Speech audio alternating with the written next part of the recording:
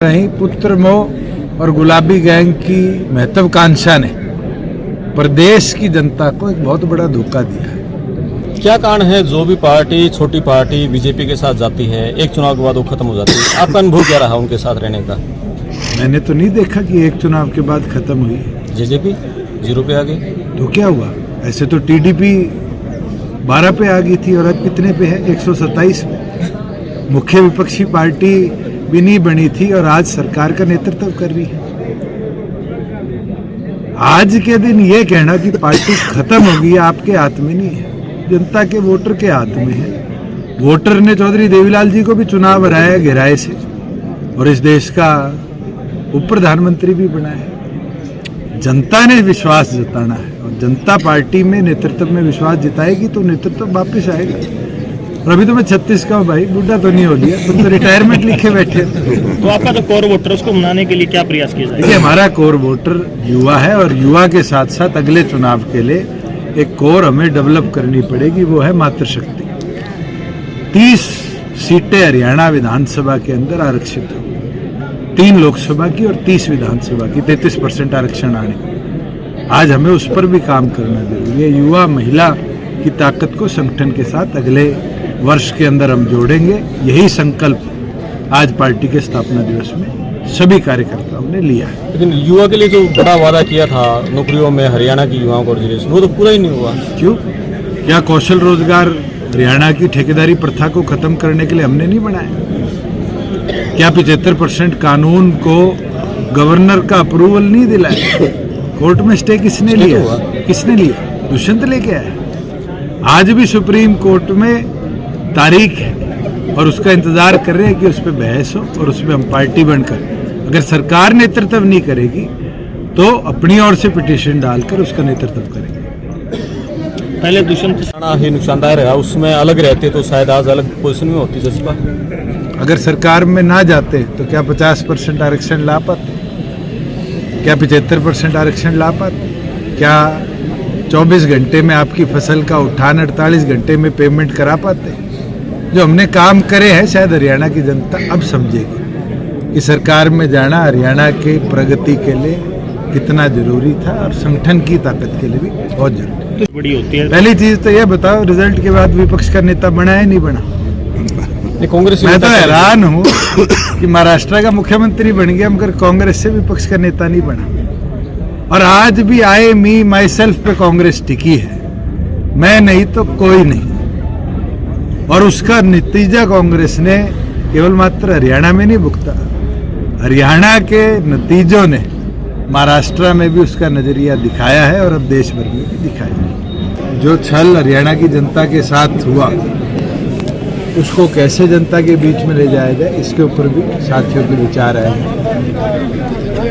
और इसी दौरान पार्टी का संगठन आज पूरी तौर पर भंग करने का फैसला राष्ट्रीय अध्यक्ष ने लिया है।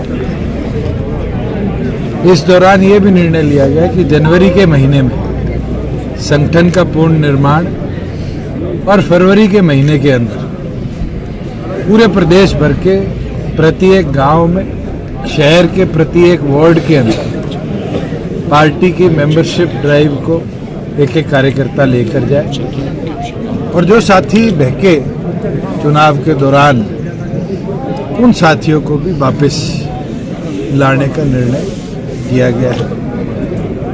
मेरा ये मानना है कि 7 साल पहले जिस जोश के साथ साथियों ने संगठन की शुरुआत करी थी, आगामी महीनों के अंदर मेहनत कर उससे ज़्यादा जोश पूरे प्रदेश में कार्यकर्ताओं का हम मिलकर लाने का काम करेंगे और एनर्जी के साथ मैदान में उतरकर पार्टी संगठन को आगे बढ़ाने का काम करें। जिस भी भाई को 6.5 से 7 लाख रुपए में 5 फीस है, embassy fees, service fees, form भरने की फीस यूनिवर्सिटी की और आपकी 1 सेमेस्टर की फीस और हमारी भी फीस, आप 6.5 से 7 लाख रुपए में अमेरिका जाना चाहते हो, बहुत लोगों के वीजा लग रहे हैं। और मिशन हमारा यह है कि किसान और मजदूर परिवार का बच्चा ज्यादा से ज्यादा अमेरिका कनाडा कैसे जाए।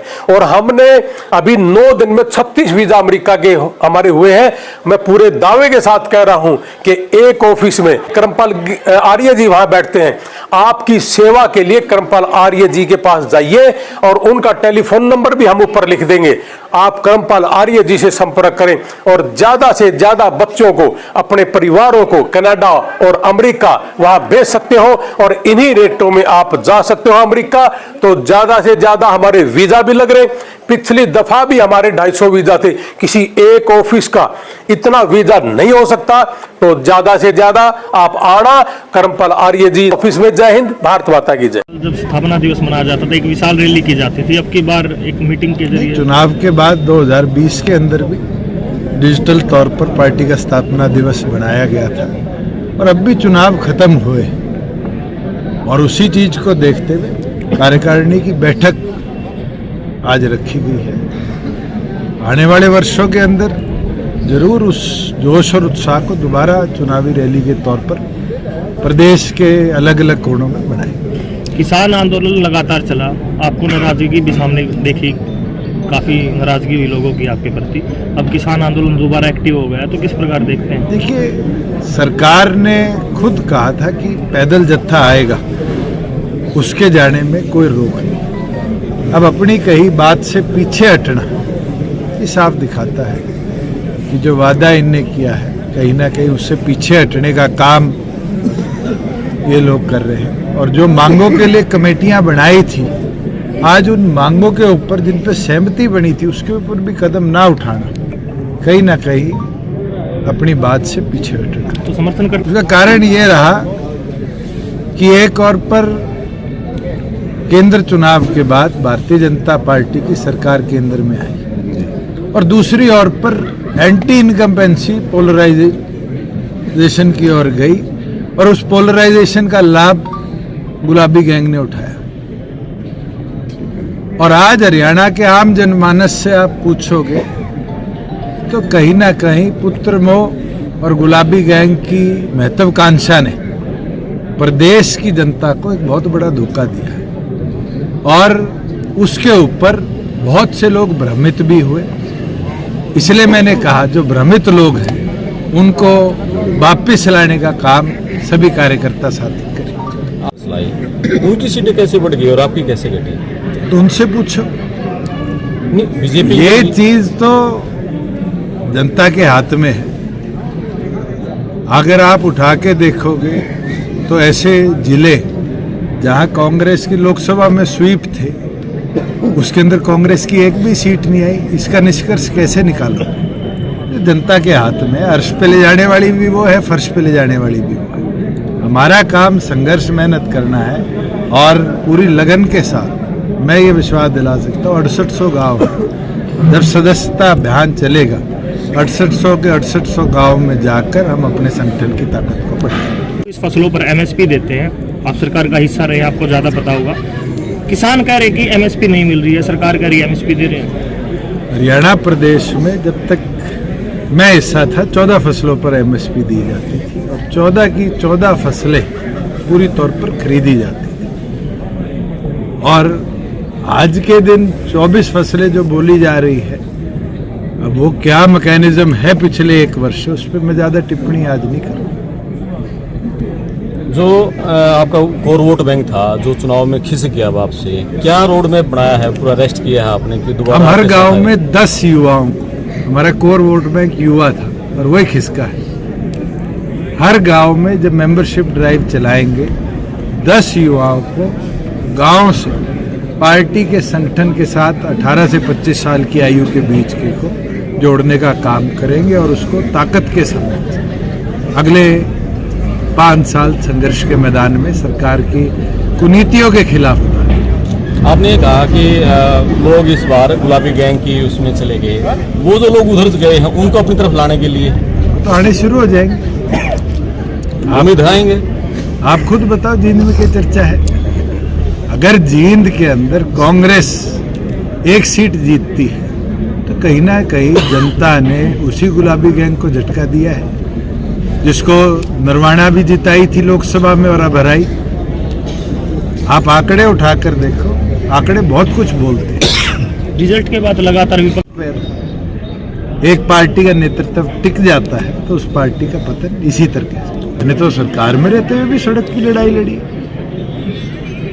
सड़क पर रहकर छोटे छोटे इश्यूज को विधानसभा के अंदर रिजॉल्व कराकर। मैं आपको एक इशू बता सकता हूं जिसको आप में से किसी पत्रकार साथी ने आज तक नहीं छेड़ा। हमने बीपीएल की सीमा को 1,20,000 से 1,80,000 तक किया और उसका नतीजा आया कि हरियाणा प्रदेश में 26 लाख बीपीएल परिवारों से बीपीएल की संख्या बढ़कर 42 लाख पहुंची। 2 ही महीने हुए सरकार को आए। 420 के पर्चे दर्ज करने की धमकियां दी जाती। ये छलनी है हरियाणा की जनता के साथ।